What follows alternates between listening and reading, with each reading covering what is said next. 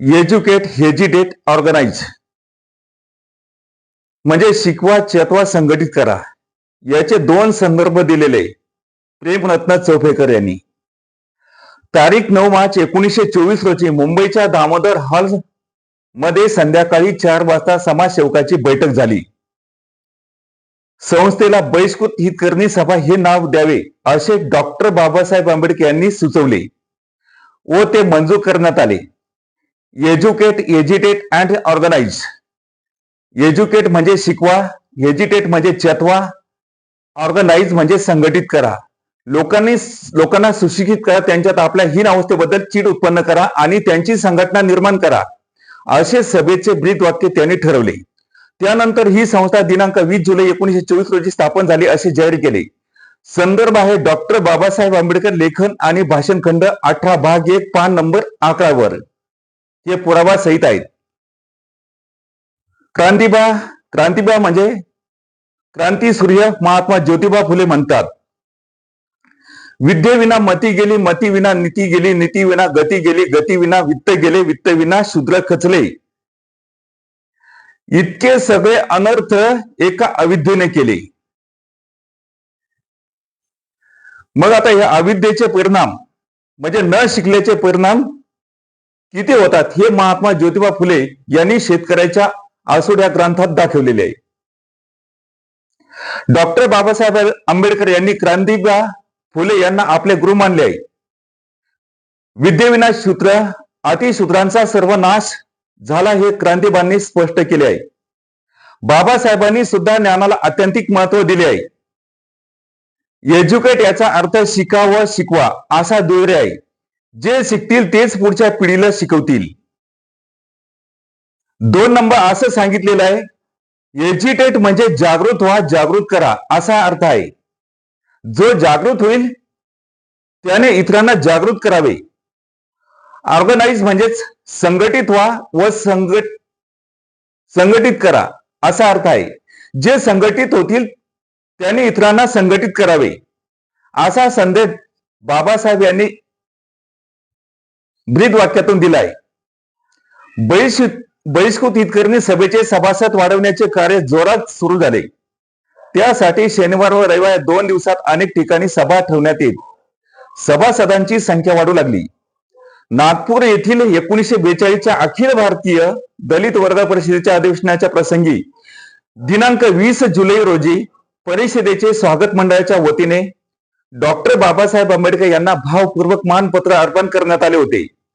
प्रस्तुत मानपत्र दलित वर्गाच्या उत्थान व उद्धारीकरता संघर्षमय लढा उभारून त्यांच्या राजकीय सामाजिक हक्काच्या मागण्याकरता डॉक्टर बाबासाहेब आंबेडकर यांनी सतत 20 वर्षे जी स्वाभिमानाची चळवळ चालवली आणि अखिल दलित वर्गाची एक संघटनेखाली सर्व शक्ती एक संघ केली, याबद्दल त्यांचा गौरव करण्यात आला होता.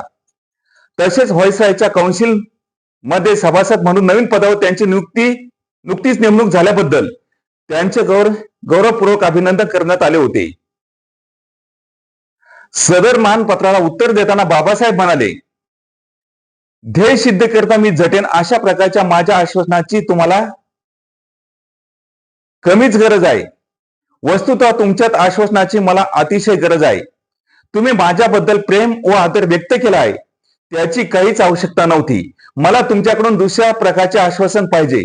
ते आश्वासन म्हणजेच शक्ती, ऐक्य व आपल्या हक्काच्या बाजूने उभे राहण्याचा, आपल्या हक्काकरता लढण्याचा आणि आपले हक्क मिळून विजय होईपर्यंत कधीच माघार न घेण्याचा तुमचा निराधार हीच तुमची जबाबदारी पार पाडण्याकरता तुम्ही वचनबद्ध झाले पाहिजे. मी आपल्या कर्तव्यात रित्या वचनबद्ध आहे.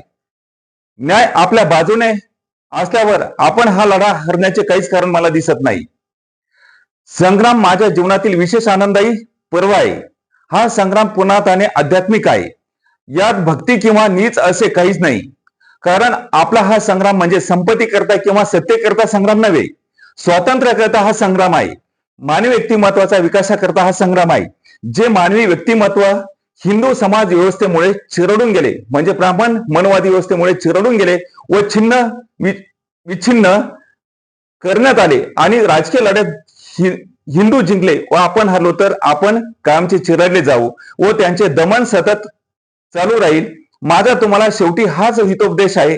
शिक्षित व्हा, चळवळ करा, लढा उभा राहा, संघटित व्हा, आत्मविश्वास बाळगा आणि कधी धीर सोडू नका. तुम्ही माझ्या बरोबर राहणार आहात अशी जशी मला जाणीव आहे तसेच मी सुद्धा तुमच्या बरोबर सदैव राहणार आहे. संदर्भ डॉक्टर बाबासाहेब आंबेडकर लेखन आणि भाषण खंड 18 भाग 2 पान नंबर 421-422 वर आहे. या भाषणात बाबासाहेबांनी शिक्षित व्हा, चळवळ करा, लढा उभा राहा, संघटित व्हा, आत्मविश्वास बाळगा आणि कधीच धीर सोडू नका असे आपल्या अनुयायांना सांगितले आहे. डॉक्टर बाबासाहेब आंबेडकर यांनी नेहमीच शिक्षणाला प्राधान्य दिले आहे. आपला अनुयायी सुशिक्षित व्हावे म्हणजे त्यांना ज्ञान मिळेल व त्यांचा वेग जागृत होईल असे त्यांना वाटत होते. ज्ञान व विवेकामुळे ते चळवळ करतील असा त्यांना विश्वास होता. या चळवळीत आपले अनुयायी संघटित होतील याची त्यांना खात्री होती. या संदेशात बाबासाहेबांनी लोकांना शिक्षण घ्यायला सांगितले आहे, परंतु शिक्षण घेऊन शिक्षित झालेल्या लोकांना ते चळवळ करायला व लढा उभा करायला सांगत आहे. चळवळीच्या माध्यमातून लोक संघटित होतील याची बाबासाहेबांना खात्री होती. सुशिक्षित व्हा, चळवळ करा, संघटित व्हा असे सांगतानाच आत्मविश्वास बाळगा आणि कधी धीर सोडू नका असाही संदेश बाबासाहेबांनी आपल्या अनुयायांना दिला आहे. आत्मविश्वास व धीर संयम असल्याशिवाय कोणतेही कार्य सिद्धीस जात नाही. ब्राह्मणाविरुद्धचा लढा म्हणजे ब्राह्मणी धर्म संस्कृती विरुद्धची लढाई ही दीर्घकाळपर्यंत चालणारी लढाई आहे. ती जिंकायची असेल तर आत्मविश्वास हवा, धीर हवा, संयम हवा असे बाबासाहेबांचे स्पष्ट मत होते. आपण लक्षात घ्यायला हवे. बाबासाहेबांनी आज काय सांगितलंय? काय? शिकवा, चेतवा, संघटित व्हा. ही गोष्ट आपल्याला लक्षात आलेली आहे. शिका, संघटित व्हा, संघर्ष करा. संघर्ष करा हा शब्द याच्यामध्ये दिसत नाही, म्हणून कुठेतरी लिहून ठेवलेलं आहे. म्हणून या ठिकाणी जी मूळ पुस्तक आहे ती वाचली गेली पाहिजे, आपण वाचली पाहिजे आणि त्याच्यावर लक्ष केंद्रित केलं पाहिजे.